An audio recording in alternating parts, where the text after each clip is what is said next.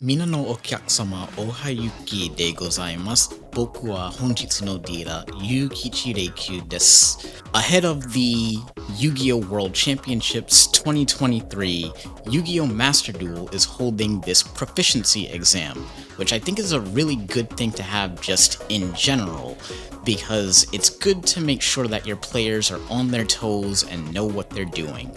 I am not actually going to be participating in the World Championship qualifiers myself, but I figured it would be a good idea to take the test, see if my skills and knowledge is still up to par, because it has been a bit since I've been playing Yu-Gi-Oh! Regularly, and I just want to make sure that I'm on my toes. And I'm recording this like 20-30 minutes before the cutoff for the exam ends. Giri Studio Janaika. But with all that being said, let's just jump right into it. Question number 1. Which of the following is correct about each phase? I'm going to go with battle phase because I'm actually not sure whether or not the start of the first turn still counts as the draw phase, because I know you don't draw a card, obviously. Not anymore, anyway. Question 2. Which of the following is correct about the extra deck? It is 0 to 15. These questions seem very basic. Which of the following is correct about link monsters? It is this option here. When summoning to the main monster zone, it has to be to a zone an arrow points to.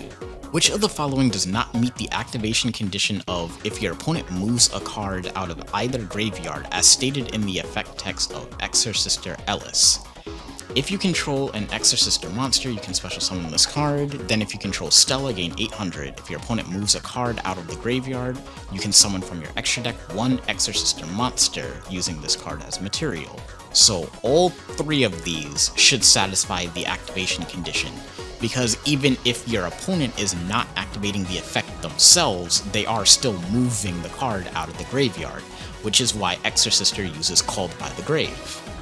Question 5. If activation order settings is set to on in game settings and during your end phase you can activate the effects of Shizuku and multi-roll, which of the following is the correct explanation? I think it's absolutely hilarious that they would put this question into the quiz, considering that it didn't work properly in Master Duel for several months. It is, of course, you choose which effect to activate and resolve first, then resolve the other. And funny enough, it's performed in the order that the cards were placed on the field is how it worked when Master Duel first released, and for about 8 months after release before it was finally patched to work properly, which made Sky Striker a lot worse in Master Duel than it is in paper, because its main opening play, which is Shizuku adding Widow Anchor, targeting it itself with Widow Anchor, then setting it with multi-roll, just didn't function.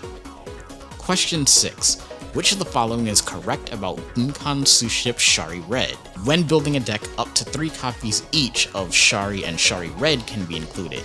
Of course, that is what the card is made to do. It is the first card in the game that technically allows you to play 6 copies of the same card, because unlike the Harpy Ladies, its name is not always treated as Gunkan Suship Shari, it is simply treated as Shari while in the deck, which is a distinction that doesn't sound like it should exist, but it does. Question 7. Which of the following is correct about Embodiment of Apophis? When summoned to a monster zone, you can activate the effect of Treeborn Frog during the standby phase. I believe Treeborn Frog says if there's no spells... Oh, you have to control no spell or trap cards. Okay, I was thinking it was if there's no spell or trap cards in your spell and trap card zone, which would be different. While summoned to the monster zone, you will not be able to use the spell or trap card zone where Embodiment of Apophis was set. That is no longer the case. That is how trap monsters like a Pop Fist used to work, but that was changed in the Master Rule 2020 revision. While summoned to the monster zone, the attack of Theban Nightmare does not increase. Theban Nightmare gains 1500 attack while you have no cards in hand or spell and trap card zone. While summoned to a monster zone, it cannot be the target of the effect of Tornado. Activate while there are 3 or more cards in the spell and trap card zone. It cannot be selected as the target of Tornado because it is no longer in the spell and trap card zone. Theban Nightmare's attack will increase because it gains attack when there are no cards in the spell and trap card zone, which there won't be if it's special summoned to the monster zone. Which of the following is the correct card that can be pendulum summoned when both Endymion, the Mighty Master of Magic, and Servant of Endymion exist in your pendulum zones? Let's see. Endymion has a scale 8, and Servant has a scale 2, which means you can summon monsters that are between level 3 and 4. You cannot pendulum summon Chaos Emperor because it's level 8. Nirvana is level 10? Is that right?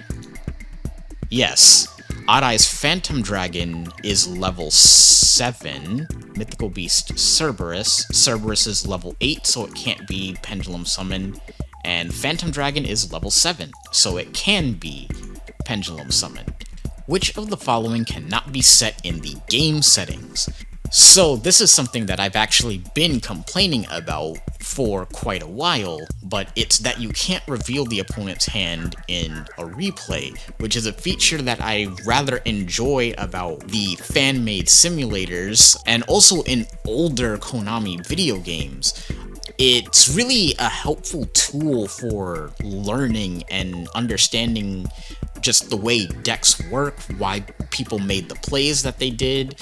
It's something that I feel is disappearing from a lot of digital card games that I really wish they would just keep in. Of course, if you do a duel in a duel room, this option does exist, so it's not as if it's not in the game unless it's been removed from the game in later updates.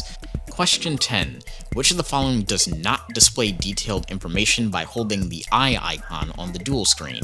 Naturally, it's information about a set card, because that's private information. Which of the following mates can be set in the edit profile that can change appearance during a duel? I don't even need to read the options. It's Laundry Dragon Maid, as she is currently the only deluxe mate in the game. Which of the following is a correct description of the standard Forbidden and Limited list as of May 2023.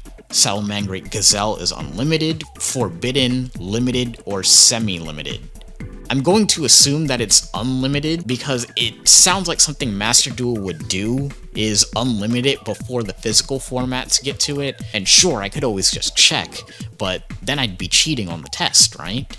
Which of the following game setting options should be changed in advance if you have a card that you want to activate after the activated effect of an opponent's card is resolved? If you have Self Chain on, you can hold down the mouse buttons to activate a card in response to card effects, or to force the activation of a card during an open game state. It's not activation order settings because that has to do with the timing of trigger effects, like the Shizuku multi-roll example that we mentioned before. I am probably wrong about this. Which of the following is a correct description of the dual UI? Cards that can be summoned from your hand will have glowing blue edges, I believe, is the answer. If cards in your hand have an effect that can be activated, they would glow yellow. So if they can be summoned, they glow blue.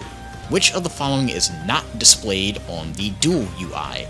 That is, of course, the contents of the opponent's face-down banish cards, because face-down banish cards are considered to be private information, hence why they're face-down. You can always verify your own face-down banished cards because they are your own cards, but you cannot verify the opponent's face-down banished cards. And with that, let's submit our results. We're not even going to bother double-checking our answers, and see what we get. 13 out of 15. I believe you had to get 13 out of 15 to pass, which is good. Hold the players to a high standard. Make sure they know what they're doing. If you liked seeing this weird sort of thing, be sure to like, subscribe, and also follow me on Twitch, where I do live card game content. Otsuyuki.